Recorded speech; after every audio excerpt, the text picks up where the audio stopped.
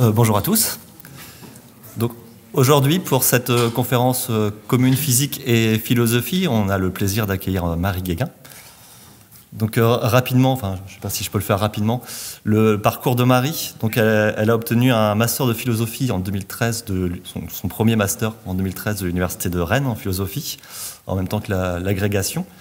Et puis un master de logique et philosophie des sciences à Paris 1 en 2015. Avant de passer un doctorat de philosophie des sciences à l'Université de Western Ontario au Canada, au Rotman Institute of Philosophy, donc en 2019. Suivi d'un post-doctorat au Centre de philosophie des sciences de l'Université de Pittsburgh aux États-Unis en 2019 et 2020. Et donc, un certain nombre d'entre vous la connaissent, puisqu'elle a obtenu une bourse Marie Curie à l'IPR, au département de physique moléculaire, de 2021 à 2023. Avant d'obtenir donc une chaire de professeur junior à l'Université de Rennes, à l'IPR, entre l'IPR et le CAPHI, le Centre Atlantique de Philosophie.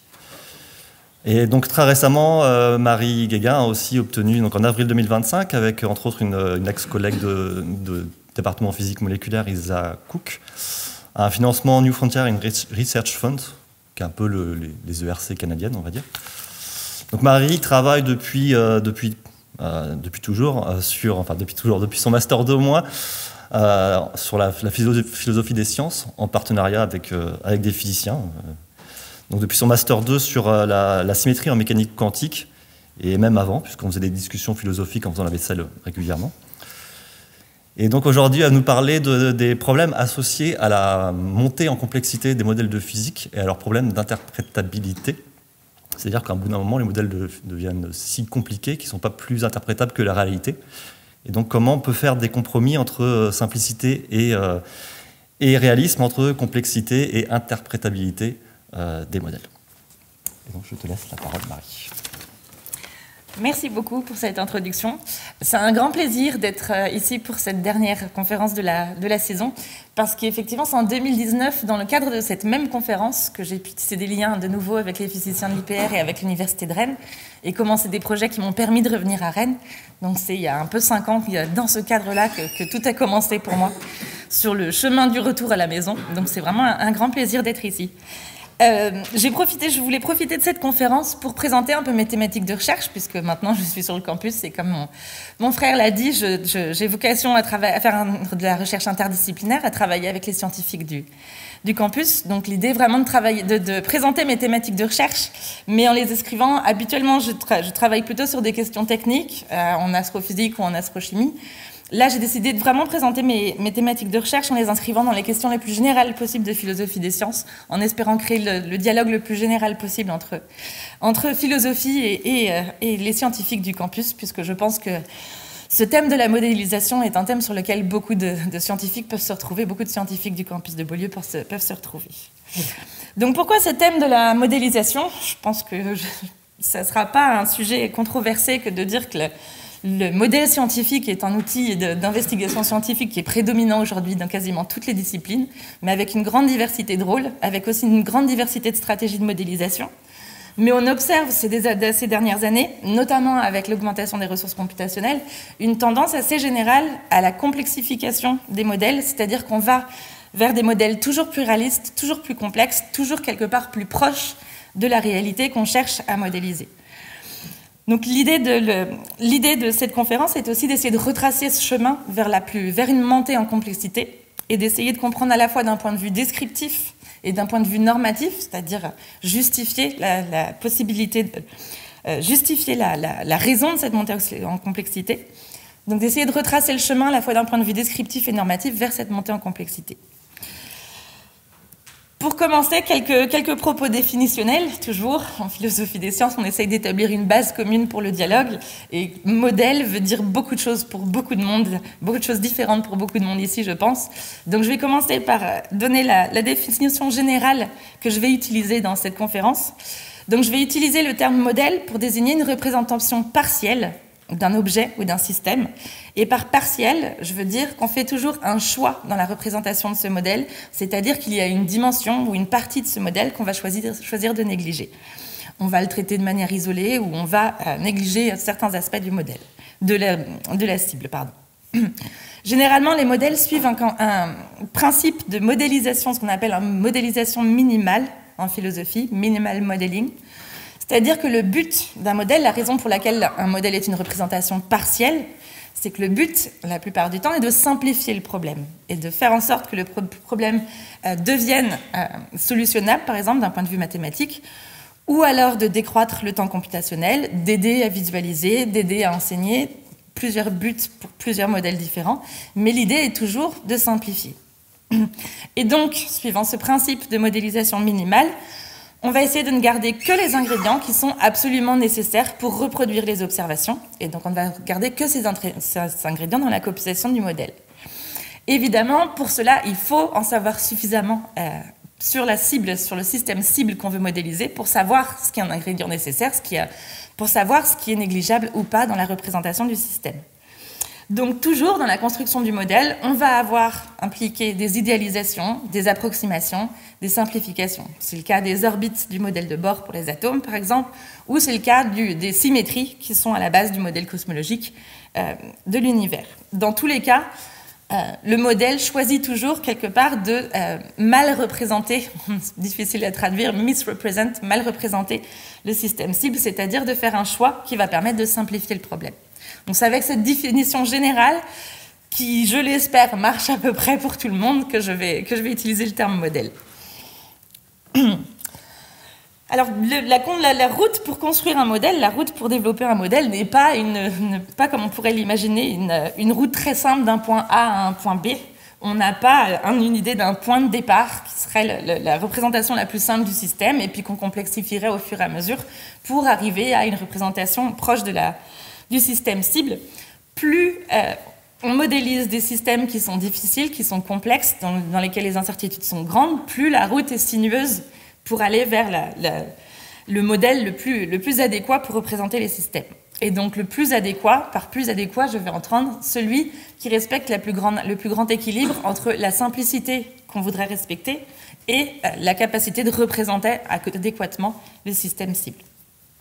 Donc comment on fait pour modéliser pour construire un modèle, pour développer un modèle dans ces cas-là?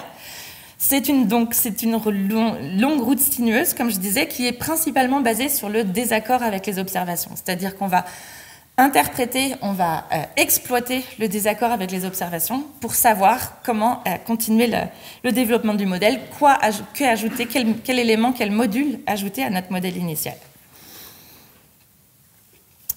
Là encore, interpréter le désaccord entre modèle et observation, ce n'est pas une chose évidente.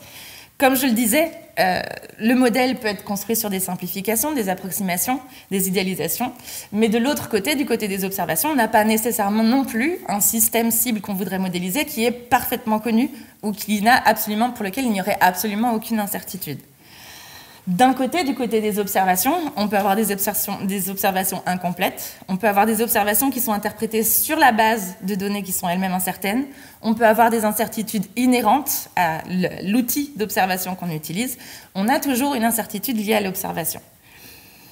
Du côté du modèle, comme je le disais, on a des incertitudes qui sont liées aux idéalisations qui sont faites, dont on ne connaît pas toujours l'impact. On a des incertitudes liées à l'incomplétude du modèle. Comme je disais, on va toujours négliger une dimension du système cible.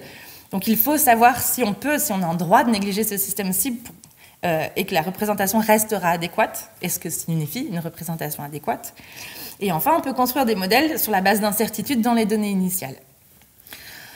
Dans ces cas-là, interpréter un désaccord devient aussi difficile que le projet initial, dans le sens où si on a un désaccord entre modèle et observation, on ne sait pas si le problème vient des observations elles-mêmes, si les observations ne seraient pas fiables, si ce sont les idéalisations, simplifications du modèle qui sont illégitimes, si on ne maîtrise peut-être pas l'impact de l'idéalisation de départ comme on le pensait, on a peut-être trop simplifié le problème, on doit peut-être justement monter en complexité pour représenter correctement l'objet. Il y a une diversité de possibilités pour interpréter ce désaccord et pour savoir où aller dans cette route vers la construction du modèle. Donc sur la base de ces propos généraux, je vous donne le plan de cette conférence. Je vais donc commencer présenter un exemple de montée en complexité. J'ai choisi de revenir justement à une thématique de travail sur laquelle je travaillais en 2019 dans la conférence que j'ai donnée en 2019, c'est-à-dire une thématique en astrophysique. Je pense que ça parlera à peu près à tout le monde et que je peux la présenter suffisamment rapidement pour pas trop perdre de temps sur mon exemple. Donc je montrerai comment on peut monter en exemple sur la montée en complexité, sur, quand ça concerne la modélisation de la structure, de la formation des structures dans l'univers, c'est-à-dire des structures comme des galaxies, et comment on peut se retrouver dans une situation épistémique, d'une situation de désaccord avec les observations qui devient très difficile à interpréter et qui donne lieu à une diversité d'options, une diversité de solutions parmi lesquelles il n'est pas évident de choisir. Donc la première partie sera basée sur cet exemple. Dans la deuxième partie, je reviendrai à des propos très généraux en philosophie des sciences, à la manière dont on considère le statut épistémique de la science, pourquoi on donne à la science un statut épistémique différent de toutes les disciplines, pourquoi on en fait un modèle de connaissance. C'est parce qu'elle a une relation particulière aux données empiriques. Il y a un processus de justification en science sur la base de données empiriques qui est différent de tous les modèles de connaissance qu'on peut avoir ailleurs. Donc je reviendrai à ce qu'est supposé être cette relation aux données empiriques, pour essayer d'éclairer ce qui se passe dans cette montée en complexité des modèles. Et je terminerai dans la dernière partie par tirer des leçons de ces propos généraux pour revenir aux stratégies de modélisation actuelles et pour essayer de comprendre quand la montée en complexité est une stratégie de modélisation légitime et efficace. Je commence donc par cet exemple dont je vous parlais en astrophysique. Les rôles des modèles en astrophysique est particulièrement intéressant et particulièrement ambitieux quelque part. Donc je voudrais retracer les grandes lignes du rôle de ces modèles dans ce domaine spécifique qui est celui de l'étude de l'évolution et de la formation des galaxies dans l'univers. Ce qui est particulier notamment avec le modèle cosmologique, c'est que pour savoir ce qu'il implique concernant la formation des structures à grande échelle dans l'univers, les simulations sont essentielles. La question autrement implique un rang dynamique tellement énorme, une variété d'effets physiques distincts tellement gigantesques à prendre en compte qu'on ne peut pas résoudre le problème sans simulation. Et en plus, je cite en plus le problème de la non-linéarité de l'évolution de ces structures. Donc on a besoin, les simulations sont indispensables pour répondre à la question de savoir comment se forment des structures dans l'univers. Elles sont non seulement, quand je dis indispensables, c'est-à-dire qu'on ne peut même pas comparer le résultat de ces simulations à une théorie d'arrière-plan pour savoir si nos prédictions seraient justes ou non. On n'a pas une théorie d'arrière-plan qui soit solutionnable d'un point de vue mathématique qui nous permettrait de comparer le résultat de ces simulations, au moins dans leurs aspects les plus réalistes. Les simulations, donc, non seulement elles sont indispensables, mais elles occupent une grande variété de rôles en cosmologie. Elles peuvent parfois supplémenter les observations. Elles peuvent donc, comme je le disais, permettre d'extraire des prédictions, par exemple en ce qui concerne différents modèles de matière noire. Elles peuvent permettre de concevoir et d'implémenter des enquêtes observationnelles. Elles occupent vraiment une grande diversité de rôles. Et ce rôle est souvent incroyablement ambitieux, comme je le disais, puisque non seulement on démarre avec un modèle je parlais de simulation, donc on démarre avec un modèle qui est basé sur une simplification, et ce modèle, on va l'implémenter dans un modèle computationnel qui lui-même va être basé sur de nouvelles idéalisations. Par exemple, souvent, on va devoir discrétiser nos équations pour les résoudre. Donc on va appliquer un modèle computationnel à un nouveau domaine pour lequel on n'a pas d'autres moyens d'investigation que justement ce modèle computationnel, et on va essayer d'apprendre à travers ce modèle quelque chose sur le monde. Dans beaucoup de domaines d'astrophysique computationnelle, le but est encore plus ambitieux, puisqu'on va utiliser les simulations qui permettent d'étudier la formation de structures pour extraire des prédictions d'un modèle dont la physique n'est pas complètement comprise, dont la nature de ses principaux composants n'est pas non plus parfaitement contrainte ni bien connue, et pour essayer de comprendre quelque chose à la physique de ces systèmes à laquelle on n'a pas d'autre accès autrement que par ces simulations. Donc le rôle occupé par ces modèles, vous voyez, est absolument central et absolument incontournable. Et pourtant, ces modèles sont basés sur, comme je le disais, il y a toujours un choix de modélisation, donc une façon de mal représenté, pour ainsi dire, le système cible. C'est dommage qu'en français, la connotation soit négative, mais c'est une façon de misrepresent, de choisir, de faire un choix de représentation dans le système cible qu'on va choisir. Donc les simulations, ce qu'on appelle les N-body simulations pour la formation de galaxies en astrophysique, elles sont basées, les premières simulations en 1970 sont basées sur des ingrédients très simples. On essaye de comprendre comment les forces gravitationnelles vont s'effondrer, comment les particules de matière noire vont s'effondrer sous l'effet des forces gravitationnelles, et on va ne garder comme ingrédient que ces forces gravitationnelles et la matière noire pour essayer de comprendre comment un halo de matière noire va se former et à l'intérieur une galaxie. On commence donc avec un nombre de particules n qui correspond à une matière noire qui est discrétisée, là où normalement la matière noire devrait être représentée comme un fluide, puisque la matière noire n'interagit pas avec quelque autre force que la force gravitationnelle. On devrait donc la modéliser comme un fluide, mais il faudrait pour cela des ressources computationnelles infinies. Donc on est obligé de substituer à la matière noire des particules de matière noire. On est obligé de la discrétiser pour pouvoir rendre le problème solutionnable. Quand je dis discrétiser la matière noire, particules de matière noire, on ne parle pas de particules comme on parlerait en physique des particules, on parle de particules qui équivalent à plusieurs millions de masses solaires. Donc ce sont des particules qui vont introduire des effets collisionnels dans la simulation qui doivent être pris en compte. Là où normalement la matière noire est traitée comme un fluide et donc ne génère aucun effet collisionnel dans la simulation, le fait qu'on la discrétise, donc qu'on lui substitue ces particules, va créer ce problème d'effet collisionnel qu'on va devoir supprimer, dont on va devoir se débarrasser.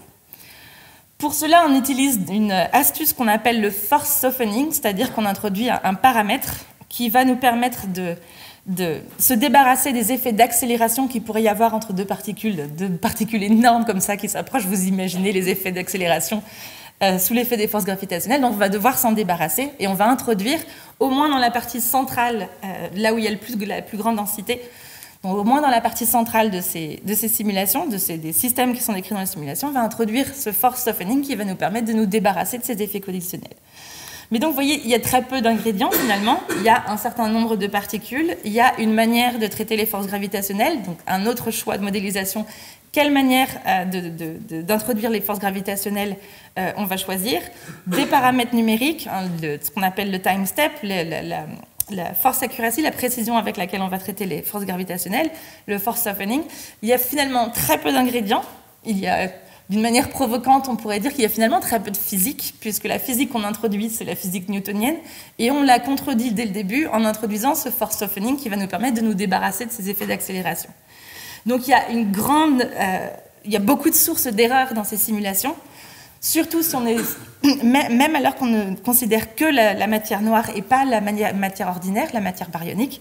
Déjà, rien qu'en considérant seulement la matière noire, on a déjà beaucoup de sources d'erreurs possibles dans notre simulation. On a donc ces effets de discrétisation dont je parlais. On a la possible relation collisionnelle qui est introduite par ces effets d'accélération si le force softening ne nous permet pas de nous débarrasser complètement de ces effets d'accélération. On peut avoir aussi des erreurs itératives liées au time step.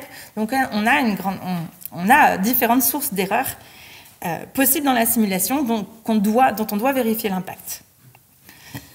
Et l'impact de ces erreurs, il devient très difficile à maîtriser lorsqu'on regarde avec quel type d'observation les simulations sont en accord et sont en désaccord. Les simulations qui sont basées sur le modèle de matière noire froide, le modèle actuel, sont en accord avec toutes les observations quand on considère ce qu'on appelle les structures à grande échelle dans l'univers, donc les filaments et les vides cosmiques. Le problème, c'est que tous les modèles de matière noire à peu près sont d'accord sur cette échelle-là, la grande échelle, le modèle de matière noire froide, tiède, chaude, self-interacting, tous sont à peu près d'accord sur la manière de décrire les grandes structures, donc à grande échelle. Le problème naît donc à petite échelle, ce qu'on appelle petite échelle en cosmologie, c'est l'échelle des galaxies, l'échelle des halos de matière noire, ou l'échelle des clusters de halos de matière noire.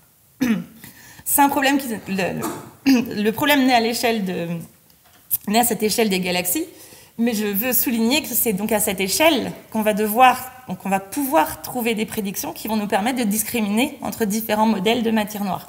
entre matière noire froide, tiède et chaude, c'est là que les choses vont se passer. C'est sur ces prédictions à cette échelle. Par exemple, prédire le nombre de halos, le nombre de satellites dans un halo de matière noire, le nombre de sous-satellites, la densité, le profil de densité à l'intérieur de ces halos. C'est là que les modèles de matière noire vont faire des prédictions différentes, et donc c'est sur cette base qu'on va pouvoir les discriminer. Or, à petite échelle, le modèle cosmologique de matière noire rencontre un certain nombre de difficultés. Vous avez peut-être entendu parler des small scale challenges à cette échelle. Parmi eux, je cite un seul de ces problèmes, ce qu'on appelle le problème des missing satellites. Sur la base des simulations donc, qui sont faites pour comprendre les prédictions du modèle de matière noire froide, on fait la prédiction suivante. Dans un halo qui est de la taille d'une taille équivalente à la Voie lactée, on devrait observer plusieurs milliers de sous-halos de matière noire, et donc abritant des satellites, des galaxies satellites à l'intérieur de ces halos. Or, dans notre Voie lactée, on observait, je n'ai relevé que les dernières observations de 2020, on observait à peu près 57 sous-satellites dans notre Voie lactée. Donc, une échelle de grandeur dans le désaccord entre modèle et observation qui est très grand, puisqu'on est entre 57 et plusieurs milliers de satellites. Il y a plusieurs manières, donc, comme je le disais, d'aborder ce problème. Pourquoi est-ce qu'on a un désaccord entre le modèle et les observations ? Le problème pourrait effectivement être dû à des effets collisionnels, des effets de discrétisation. Le problème, c'est comment est-ce qu'on pourrait savoir si c'est le cas, comment on peut construire une simulation qui soit basée sur autre chose que de la discrétisation de la matière noire. Est-ce qu'il y a différentes manières de discrétiser la matière noire qui pourraient nous permettre de comparer différents effets? C'est quelque chose qui n'est pas abordable pour le moment. Donc, est-ce que le problème vient d'effets de discrétisation, d'effets collisionnels? Est-ce que le problème vient du modèle de matière noire froide? Est-ce que c'est une réfutation, quelque part, de la partie froide du modèle de matière noire? On devrait se tourner vers de la matière noire tiède ou chaude. Quand on dit tiède ou chaude, on parle de la nature des particules de matière noire et de leur vitesse possible due à leur masse. Donc, plus on approche une vitesse proche de la relativistique, plus on parle de matière noire chaude. Donc il pourrait s'agir d'une réfutation du modèle de matière noire froide et une proposition d'aller vers ces différents autres types de matière noire. Le problème pourrait aussi venir des observations. Comme son nom l'indique, la matière noire est noire, donc les sous-satellites pourraient être difficiles à observer. Et effectivement, on a déjà remarqué que plusieurs satellites, ce qu'on appelle les dark satellites, les satellites à faible luminosité, on avait manqué de les détecter et on a pu ajouter certaines observations depuis. Enfin, ce désaccord entre modèle et observation peut être une donnée empirique qui est contre un modèle de matière noire en général. On devrait se tourner vers une alternative complètement différente. Je pense par exemple au modèle de relativité j'essaie de traduire monde, c'est Newtonian Dynamic, Modified Newtonian Dynamic, donc un modèle de gravité modifié, pardon. Donc, la manière d'interpréter ce désaccord, on a toutes ces solutions possibles pour régler ce désaccord. Et simplement en abordant le problème tel qu'il est aujourd'hui, il n'est pas évident de savoir quelle solution choisir dans ces différentes options. Ce qu'on appelle en philosophie un cas artificiel de sous-détermination, c'est-à-dire qu'à partir de ce désaccord entre modèle et observation, on a plusieurs options possibles, on a différentes voies possibles qui pourraient représenter tout aussi bien les systèmes qu'on veut modéliser.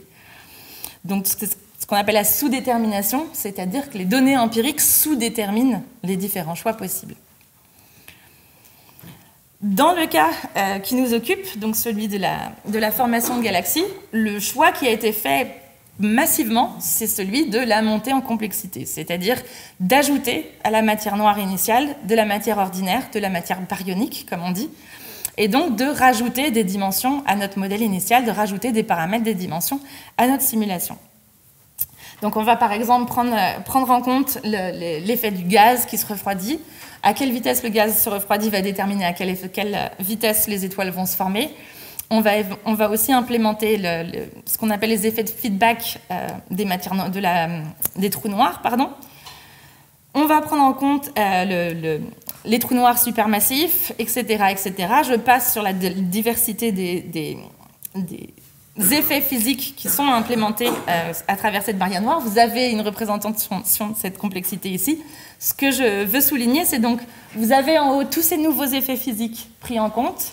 Au milieu, vous avez donc à gauche les différents choix possibles en termes de manière de traiter les forces gravitationnelles, comment on va simplifier le problème pour traiter les forces gravitationnelles.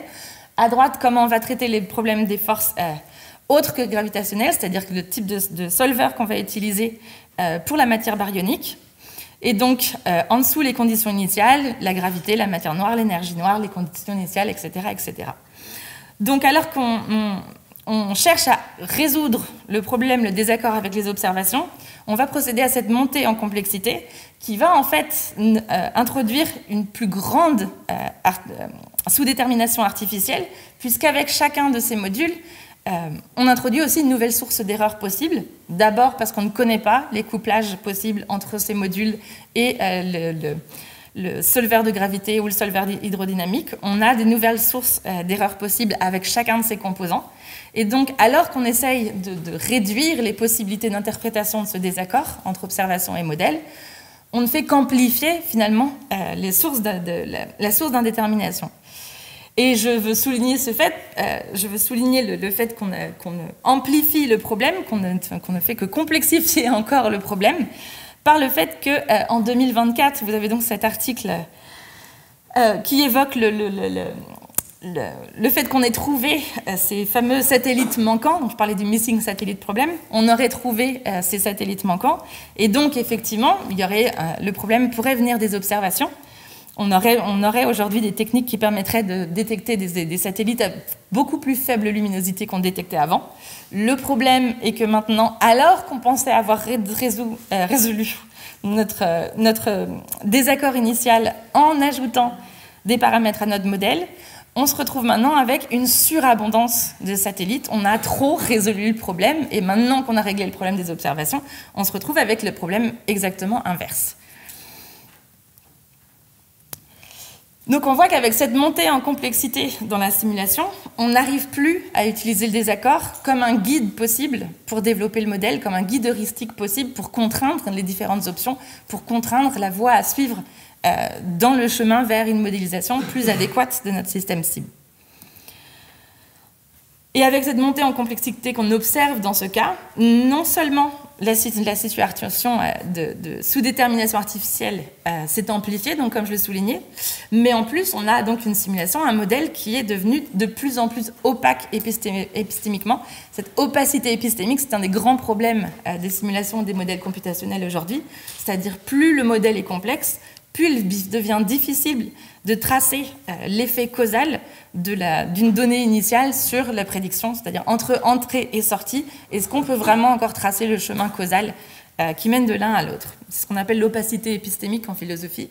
Il y a des fois des concepts en philosophie qui font un peu jargon. Celui-là, je trouve qu'il est vraiment utile pour décrire la situation, c'est-à-dire que plus on ajoute des modules dans notre modèle, plus il y a de possibilités de couplage entre différents paramètres, plus on se retrouve avec cette opacité qui fait que quand il y a un accord ou un désaccord entre modèle et observation, on ne sait plus quelle partie blâmer ou quelle partie louer dans notre modèle.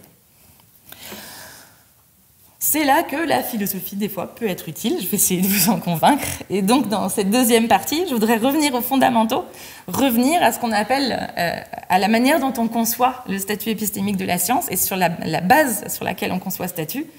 Et comme je le disais en introduction, ce statut est conçu à partir d'une relation qu'on pense spécifique aux données empiriques et au processus de justification. On pense effectivement qu'en science, on a un rapport aux données empiriques qui est différent des autres types de connaissances possibles. Et c'est cela qui fait de la science un modèle de connaissances qui serait supérieur, d'un point de vue épistémique, à d'autres types de connaissances. On distingue en philosophie deux types de rapports aux données empiriques, deux manières d'utiliser des données empiriques pour justifier une hypothèse ou justifier une assertion.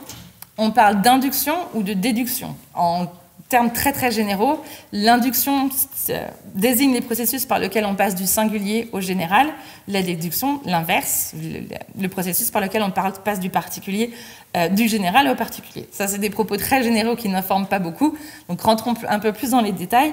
Quand on parle d'induction, on parle de ce processus qui consisterait à démarrer avec des énoncés d'observation singuliers, Les énoncés sont toujours singuliers. J'observe une chaise bleue à tel endroit, à tel moment. J'observe une galaxie à tel endroit, à telle date, etc., etc. Les énoncés sont toujours singuliers. La question, c'est comment on peut généraliser à partir d'énoncés singuliers, alors qu'on n'a jamais épuisé toutes les possibilités, on n'observe jamais toutes les solutions possibles. Donc le processus inductif, c'est un processus par lequel on va essayer de passer d'une manière justifiée d'un énoncé singulier à une généralisation inductive.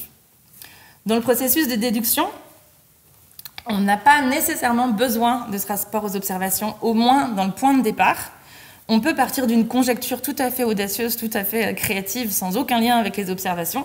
L'idée va être d'extraire de cette conjecture des conséquences testables, la question est de se demander si mon hypothèse était vraie, qu'est-ce que je devrais observer? Et à partir de ces conséquences indirectes de l'hypothèse, on va là les confronter aux observations et décider de la corroboration ou de la réfutation de notre hypothèse par ces observations. Donc dans l'induction, c'est vraiment l'observation est au point de départ. Dans la déduction, l'observation est à l'arrivée. Donc je rentre un petit peu plus dans les détails de ces deux processus. On va commencer par l'induction. Je ne sais pas si vous connaissez le champion de l'inductivisme en sciences, celui qui a vraiment théorisé après Francis Bacon l'induction et qui en a fait la méthode scientifique. C'est Isaac Newton qui théorise dans l'introduction du 3e livre des Principia les règles méthodologiques que tout bon inductiviste doit suivre pour lui. Et donc l'idée, pour Isaac Newton, est que toute démarche scientifique n'a besoin que de 2 choses. D'abord des observations et ensuite de 4 règles méthodologiques pour savoir comment les utiliser. Parmi ces 4 règles méthodologiques, je vous en cite 2. Vous avez ici la première, donc, qui est le tout début du livre 3 des Principia. Il ne faut admettre de causes que celles qui sont nécessaires pour expliquer les phénomènes. C'est ce qu'on appelle un principe de parcimonie. C'est une règle qui demande de n'accepter dans son hypothèse ou dans son cadre théorique que ces causes qui sont nécessaires pour décrire les phénomènes. La nature ne fait rien en vain, nous dit-il, ce serait faire des choses inutiles que d'opérer par un plus grand nombre de causes, ce qui peut se faire par un plus petit. À l'époque, c'est notamment pour se débarrasser des qualités occultes, des anges, etc. Dans la physique, c'est vraiment pour éliminer tout ce qui serait justement pas obtenu sur la base d'un processus inductif ou sur la base d'observation en physique. L'idée est vraiment de revenir à la plus grande parcimonie, c'est-à-dire de n'utiliser que ce dont on a besoin pour décrire les phénomènes. Si vous avez un processus physique observé et une qualité occulte, et que votre hypothèse est en désaccord avec les observations, on va se retrouver dans un cas un peu similaire que celui qu'on décrivait, c'est-à-dire quel est le responsable, et si c'est la qualité occulte, qu'est-ce que je vais bien pouvoir faire qui va me permettre de résoudre mon désaccord. Donc la première règle pour Newton, c'est un principe de parcimonie, démarrer toujours au point le plus simple. La 4e règle, c'est une règle qu'on appelle en philosophie le faillibilisme. Je vous la cite, dans la philosophie expérimentale, les propositions tirées par induction des phénomènes doivent être regardées malgré les hypothèses contraires comme exactement ou à peu près vraies, jusqu'à ce que quelque autre phénomène les confirme entièrement ou fasse voir qu'elles sont sujettes à des exceptions. L'idée de cette règle, c'est 2 choses. C'est que d'abord, la kryptonite de l'observation, c'est l'observation. Il n'y a qu'une observation qui peut défaire une observation, c'est-à-dire qu'une hypothèse, une conjecture audacieuse n'a pas vocation à pouvoir détruire ce qu'on aurait obtenu sur la base d'une induction.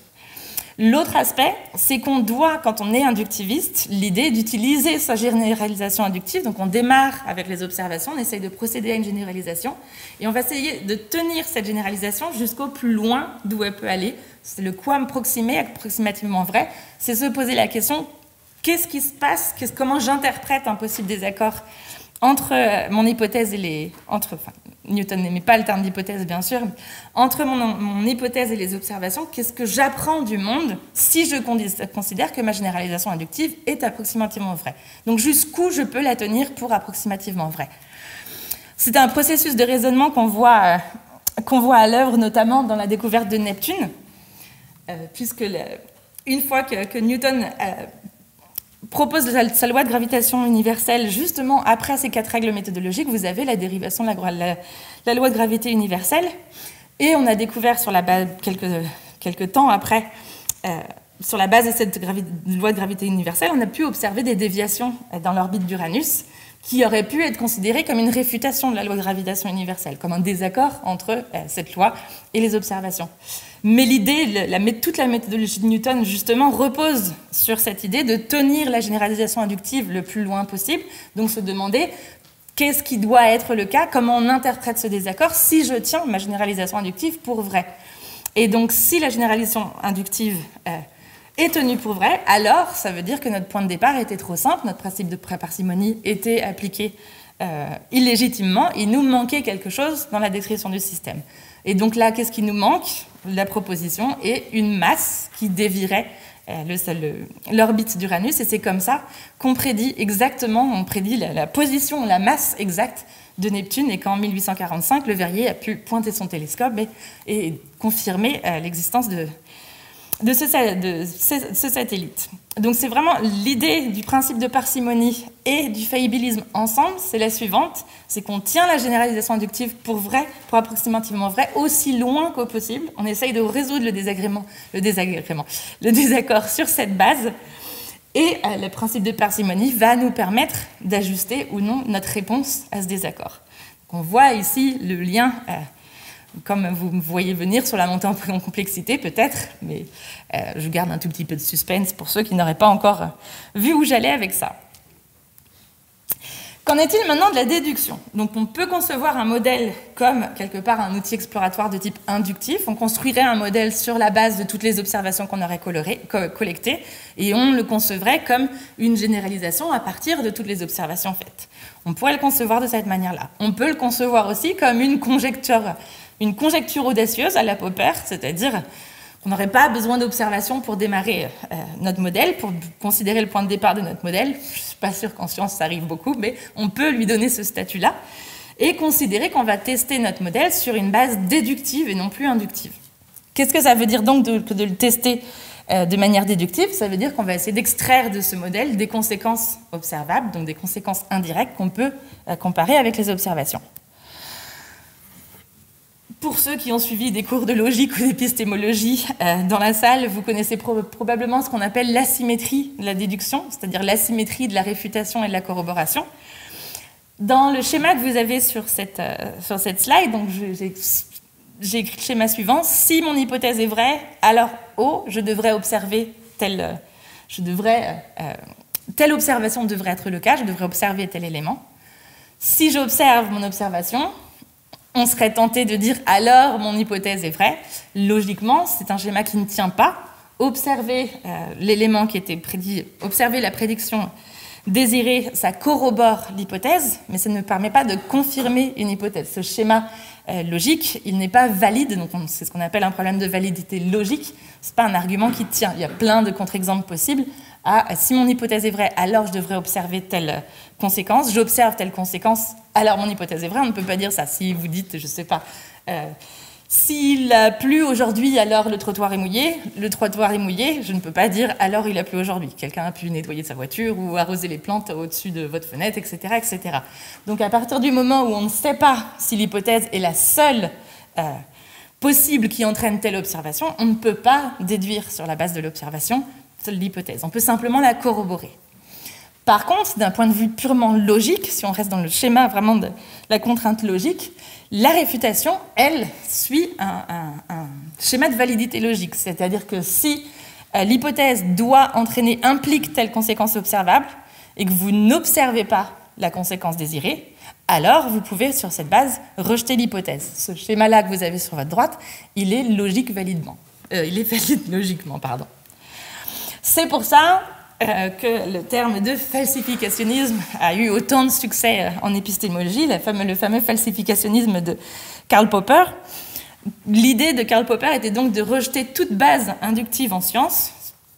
L'argument principal était le fait que justement l'induction ne suit pas un schéma valide logiquement, et puisqu'il voulait défendre le statut épistémique de la science comme le plus grand modèle de connaissance possible, il voulait que la science soit contrainte par la logique. Il voulait que les conclusions scientifiques atteignent un degré de certitude qui soit proche de celui de la logique.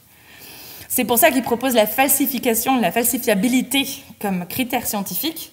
Et il le voit comme critère descriptif autant que normatif, c'est-à-dire que pour lui, n'est scientifique que l'hypothèse qui est falsifiable. Et falsifiable, ça signifie que l'hypothèse, face à cette hypothèse, il doit exister au moins un énoncé logique qui puisse la contredire et qui donc, si il s'avérait, la réfuterait.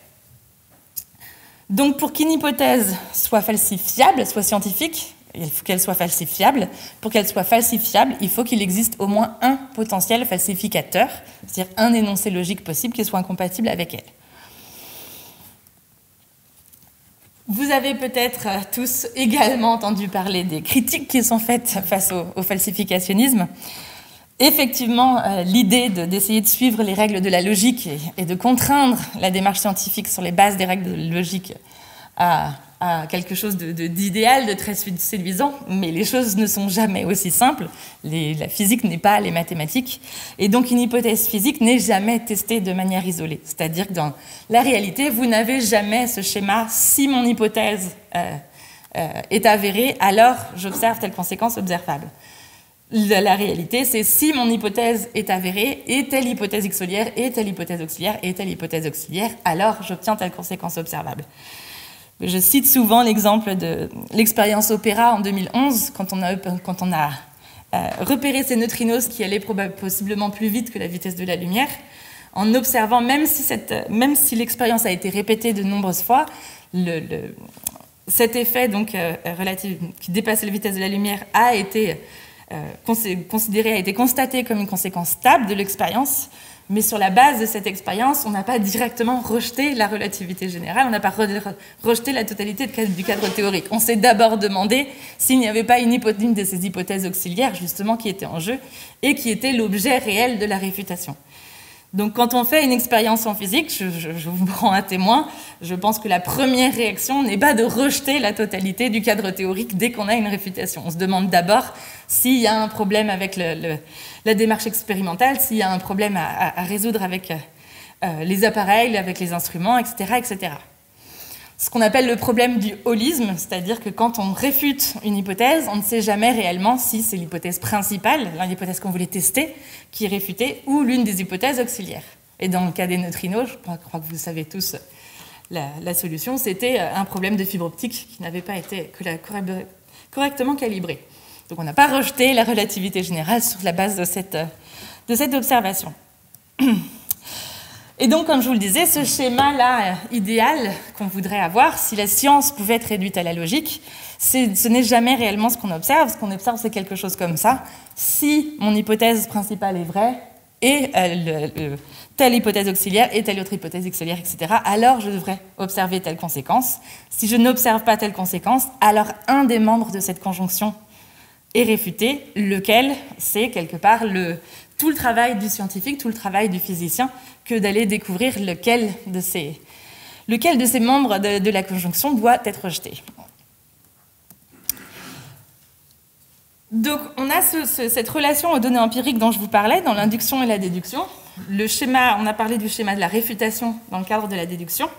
Et donc, on voit que malgré le caractère idéal de ce processus de réfutation, dans la réalité, une hypothèse peut toujours survivre à une réfutation, une potentielle réfutation, à une potentielle falsification.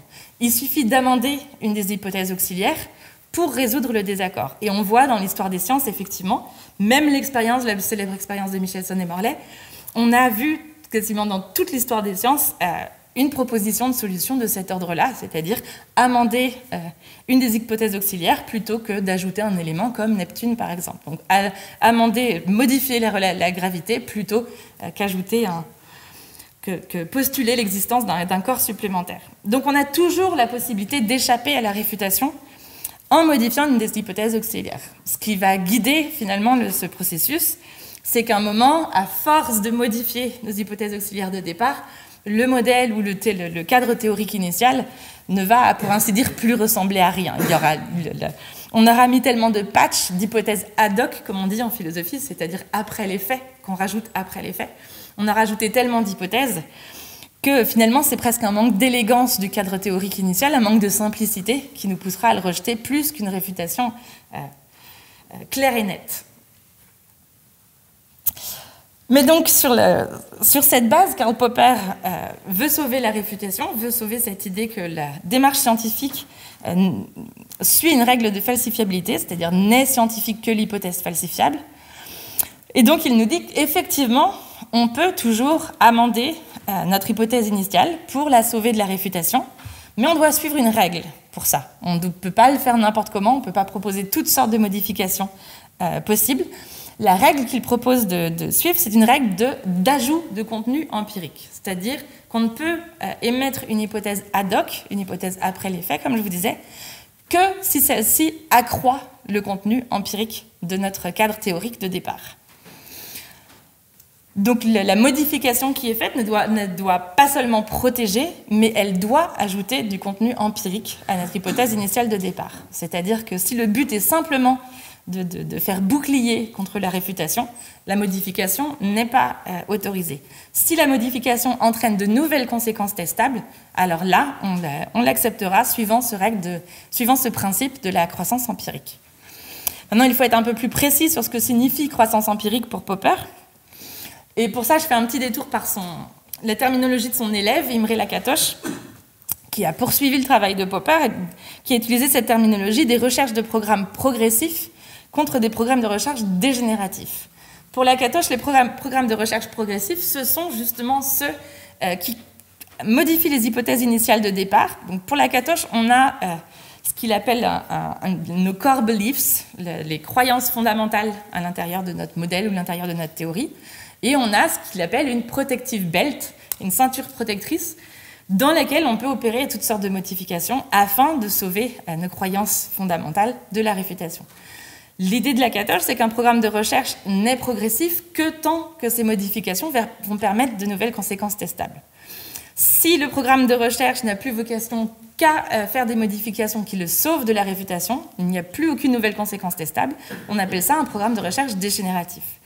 Et pour discriminer entre les deux, ce qui compte, c'est la définition de ce surcroît de contenu empirique. Elle va justement être basée sur les falsificateurs potentiels de notre cadre initial.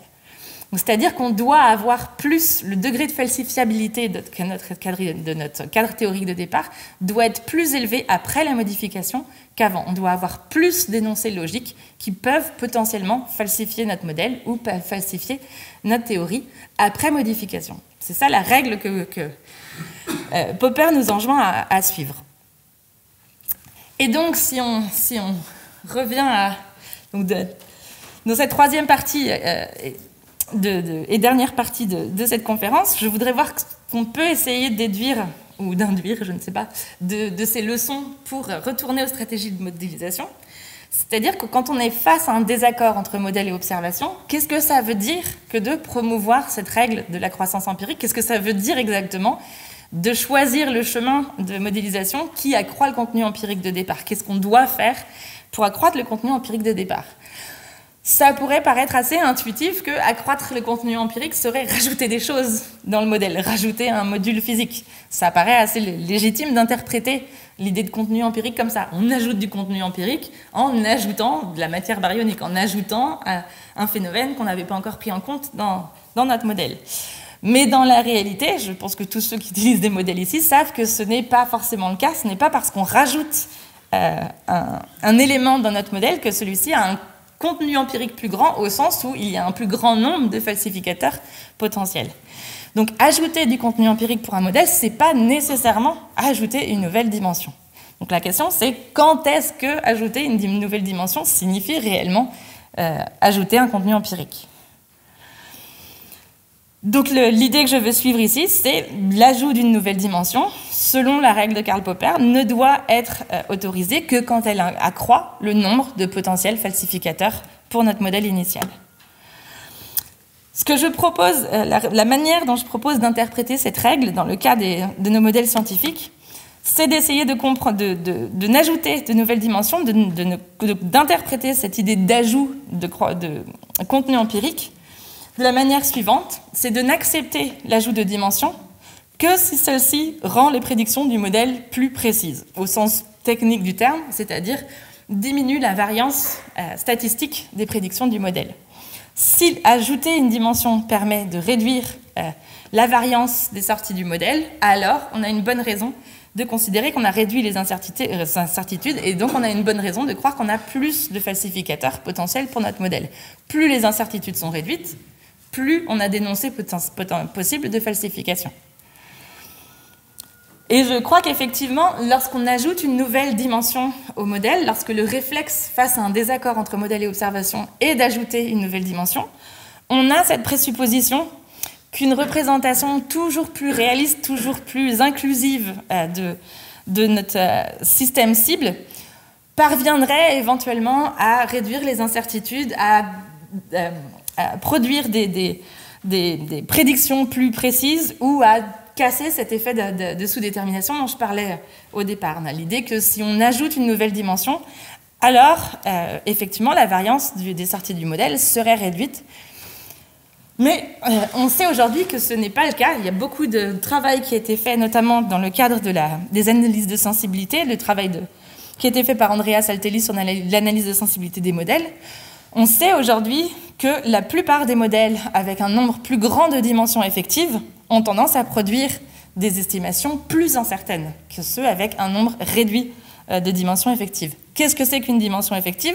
C'est une dimension dont on sait qu'elle a réellement une influence significative sur les prédictions du modèle. C'est-à-dire qu'on peut avoir plusieurs paramètres dans un modèle.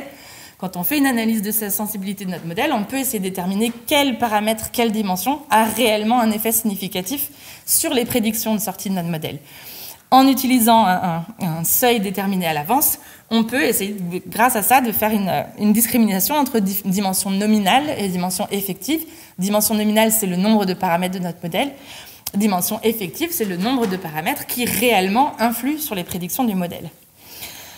Et donc les études aujourd'hui montrent qu'un modèle avec un plus grand nombre de dimensions effectives a tendance vraiment à produire des estimations plus incertaines.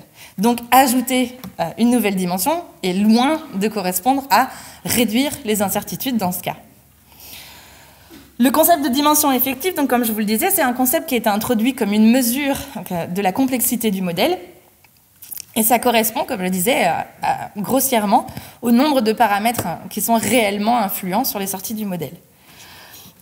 C'est un concept donc, qui était associé à l'analyse de sensibilité. On a essayé, grâce à ce cadre de l'analyse de sensibilité, on a essayé de mettre en lumière une terminologie qui nous permettrait d'analyser vraiment les différents ingrédients d'un modèle, c'est-à-dire qu'on a tous ces ingrédients dans un modèle, on va essayer de déterminer lesquels vraiment ont l'impact le plus significatif sur les sorties de notre modèle. Et donc, c'est dans ce cadre que le concept de dimension effective a été construit. Donc, en utilisant ce que nous avons pu voir de l'histoire des sciences et de l'épistémologie, des conclusions de l'épistémologie, et en utilisant ce concept de dimension effective, je propose de concevoir la stratégie de modélisation suivante. En ce qui concerne, je précise bien le cadre, je parle de modèles prédictifs, c'est-à-dire dont le but est de prédire l'évolution, la formation et l'évolution d'un système. Pas de modèle qui aurait vocation à visualiser mieux ou comprendre mieux le comportement d'un objet ou enseigner, ou etc. Je parle de modèles purement prédictifs, c'est-à-dire ceux dont le but est de prédire, d'annoncer l'évolution d'un système. Donc je propose la règle de stratégie suivante. Le chemin de modélisation, particulièrement dans les contextes de grande incertitude, devrait commencer avec un modèle qu'on appellerait irréduciblement complexe et n'ajouter de dimension effective que lorsque les désaccords avec les observations sont considérés comme résiduels. Jusqu'ici, rien de trop controversé, je pense. C'est l'équivalent d'un principe de parcimonie à la Newton. On démarre avec le modèle le plus simple possible. Sauf que, comme on l'a vu au début, le plus simple possible n'est pas forcément facile à déterminer dans le cadre d'un modèle. Et donc, on va utiliser ce concept de dimension effective pour essayer de déterminer ce que signifie le plus simple possible. Ça signifiera avec le nombre le plus réduit de dimensions effectives. Donc, on démarre avec le nombre de dimensions effectives le plus réduit possible. Lorsque le désaccord avec les observations est résiduel, qu'est-ce qu'on veut dire par résiduel? C'est un désaccord qui subsiste après que des efforts adéquats ont été faits, ont été déployés pour identifier, quantifier et réduire toutes les possibles sources d'incertitude qui pourraient expliquer ce désaccord. Par là, on veut dire comprendre l'impact effectivement des idéalisations, des simplifications initiales de départ. On peut aussi, quand on a un désaccord avec les observations, on peut aussi utiliser des outils comme l'analyse de sensibilité pour essayer de déterminer lequel des paramètres a l'impact possible qui permet de résoudre ce désaccord. Si un paramètre a une très faible influence sur le désaccord et que le désaccord est de plusieurs échelles de grandeur, par exemple, on va savoir que ce paramètre-là ne sera pas la solution. Donc un désaccord résiduel peut être conçu comme ça aussi. Et donc, sur la base de notre règle de promouvoir le contenu empirique, je propose la règle suivante, c'est-à-dire que la complexité, de proposer un équilibre entre la complexité du modèle et la quantité d'incertitude qu'on admet. Et j'utilise, en toute humilité, je réutilise la règle méthodologique de Newton pour reformuler cette règle. Donc, quand il nous disait au début « We are to admit no new causes, only those that are necessary to explain the phenomena », je propose d'admettre comme règle de modélisation « We are to admit no new effective dimensions if this addition increases the output variance ». C'est-à-dire, nous ne devons pas admettre de nouvelles dimensions effectives si cette addition accroît la variance des sorties du modèle. Je mets un petit Newton très satisfait de cette règle-là pour vous inviter à débattre de cette règle dans le cadre inductif ou inductif que je formalisais tout à l'heure.